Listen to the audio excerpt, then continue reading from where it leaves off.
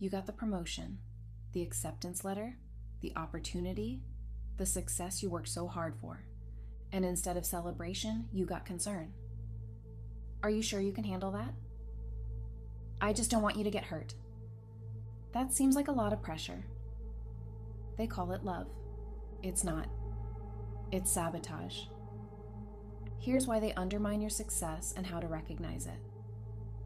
Let's start with what we're actually talking about. Sabotage doesn't always look like sabotage. It looks like concern, worry, protection, but the effect is the same. It stops you. When your good news is met with fear, that's not support. That's sabotage. Here's what it sounds like.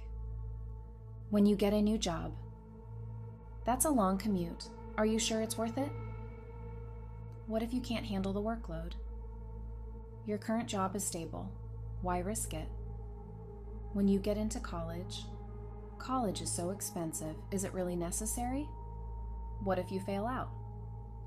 You've never been good at school. Are you sure? When you start a relationship, they seem controlling. You barely know them. What if they hurt you? You're moving too fast. When you move away, but you've never lived alone before. What if something happens to you? Who's going to help you? When you start a business, most businesses fail. Did you know that? That sounds risky. Maybe you should wait until you're more established. When you achieve something, don't get a big head about it. It's not that big of a deal. Well, let's hope you can keep it up. Notice the pattern? Every success is met with a reason it might fail. Not congratulations. Not, I'm proud of you. Not, you earned this. Just worry, doubt, caution, and they frame it as love. I'm just being realistic. I'm trying to protect you. I don't want you to be disappointed. But protection that keeps you small isn't protection. It's prison. The sabotage isn't always direct. Sometimes it's so subtle you don't even notice it's happening. Planting seeds of doubt. That's great, but have you thought about worst case scenario? Suddenly you're not thinking about your success. You're thinking about everything that could go wrong. They turn your excitement into anxiety, bringing up past failures. Remember when you tried that other thing and it didn't work out? You've never been good at finishing what you start. This reminds me of that time you failed at. They remind you of who you were so you forget who you're becoming, creating crises during important moments. You have a big interview tomorrow. Suddenly there's a family emergency, or they pick a huge fight the night before, or they get sick and need you. The timing is never a coincidence. When every important moment comes with a crisis, that's not bad luck. That's sabotage. Withholding practical support. You need their help with something basic. A ride to an interview, watching your kids so you can go to class, access to documents they're holding, co-signing something you need. Suddenly they're too busy, or they forget. Or they make it so difficult you give up.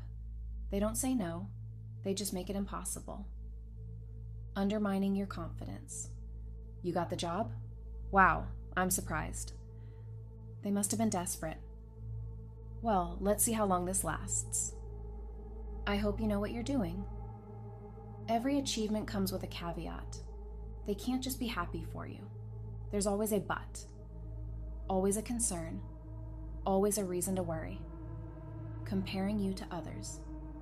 Your sister never had to try that hard. Other people can do that easily. Why is it so hard for you? So-and-so got into a better school. Your success is never quite good enough. Demanding you stay available. You got the opportunity that requires you to move, travel, or be less available. Suddenly, but who's going to help me? You're abandoning the family. I need you here. Your growth is framed as their abandonment. Minimizing your achievement. It's not that hard. Anyone could do that. Well, it's about time. Don't let it go to your head. They shrink your wins so you stay small, creating guilt. I guess I'm just not good enough to be part of your new life. You're too good for us now. Success has changed you. They make you feel guilty for growing. So why do they sabotage your success? Why can't they just be happy for you? Your success threatens their identity. If you've always been the struggling one, the one who needs help, the one who can't quite get it together, then who are they if you succeed? They need you to need them. If you're capable, independent, successful, they lose their role. Your growth highlights their stagnation. When you grow, it shows them they haven't. Your success is a mirror they don't want to look in. Your evolution forces them to confront their stagnation. It's easier to keep you stuck than to face why they are. They're afraid you'll leave, and they're right to be afraid. Because when you succeed, you gain independence. You meet new people. You see what's possible. You realize you don't need them. Your success means their control ends. They're jealous. Simple as that. They wanted what you have. They didn't get it, so they don't want you to have it either. Misery doesn't just love company, it demands it. They're reenacting their own trauma. Sometimes they're repeating what was done to them. They were told they couldn't do it. They were kept small. They were sabotaged. So they do the same to you. Hurt people, but that doesn't make it okay. They genuinely believe you'll fail. They've underestimated you for so long, they actually believe you're incapable. In their mind, they're saving you from inevitable disappointment. Their lack of faith in you is about them, not about your capability. Because if you succeed, their narrative falls apart. They've built an entire story about who you are. Not smart enough, not capable enough, too sensitive, too weak, too much or not enough. If you succeed, that story is a lie. And they've invested too much in that story to let it go. Your failure validates their worldview. Your success destroys it. Here's what growing up with this kind of sabotage does to you. You learn success is dangerous. Every time you tried to grow, something bad happened.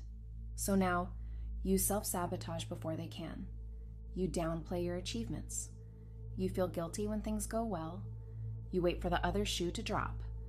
You associate success with punishment. You stopped sharing good news. Why tell them? They'll just ruin it. So you celebrate alone. Keep your wins small. Don't tell them about opportunities. Protect your joy from their concern. You learn to hide your light so they wouldn't dim it. You internalize their doubt. You hear their voice in your head now. Are you sure you can do this? What if you fail? This is too much for you. Their sabotage became your inner critic. You feel guilty for succeeding. When good things happen, you feel like you're leaving them behind, like you're betraying them, like you don't deserve it, like you should make yourself smaller. You were taught your success is their suffering. You play small. You don't apply for the job. Don't go after the opportunity. Don't take the risk. Stay where you are. Because it's safer. Because it's easier. Because if you don't try, you can't fail. And if you can't fail, you can't prove them right. You stop trying to succeed. Because success meant pain. So what do you do now that you see it? Stop sharing your plans with them. You don't need their approval. You don't need their opinion. You don't need their concern. Tell them after it's done, or don't tell them at all. Recognize concern for what it is. When they say, I'm just worried about you, hear, I'm worried about what your success means for me. Their concern is self-interest dressed up as care. Ignore the doubt they plant. They'll always find a reason it won't work. They'll always find the worst case scenario. They'll always have a but. Do it anyway. Their fear of your success is not evidence of your incapability. Separate their limitations from your potential. Just because they couldn't do it doesn't mean you can't. Just because they gave up doesn't mean you have to. Just because they're stuck doesn't mean you are. You are not them. Celebrate without them. Find people who celebrate your wins, believe in your capability, want to see you thrive, don't need you to fail to feel okay about themselves. Your success deserves to be celebrated, not questioned. Succeed. Anyway, the best response to their sabotage? Succeed anyway, not to prove them wrong, not for revenge, but because you deserve the life you're building. Your success is not about them. It never was. For contrast, here's what real support sounds like. That's amazing. I'm so proud of you. You've worked so hard for this. You deserve it. I believe in you. How can I help? This is going to be great. I can't wait to see what you do. Notice, no doubt, no fear, no worst case scenarios. Real love celebrates your growth. It doesn't fear it. If you've never heard this from your family, that's not because you haven't earned it. It's because they were never capable of giving it. You didn't fail to inspire their support. They failed to offer it. The problem was never you. They sabotaged your success and called it concern. They planted doubt and called it protection. They kept you small and called it love. But you're seeing it now. Their worry wasn't about your safety. It was about their control. Their concern wasn't about your well-being. It was about their comfort. Every time they said, "I'm worried about you," what they meant was, "I'm worried about losing you." And you know what? They should be worried, because you're about to succeed. Without their permission, without their approval, without their sabotage stopping you anymore, you're going to do the thing they said you couldn't. You're going to thrive in ways they said you wouldn't. You're going to prove, not to them, but to yourself, that you are always capable. They tried to clip your wings and called it care. You're learning to fly anyway, and that's exactly what you should do. Your success doesn't need their permission. This channel is about making sense of what happened and healing. Subscribe if you want to keep going together.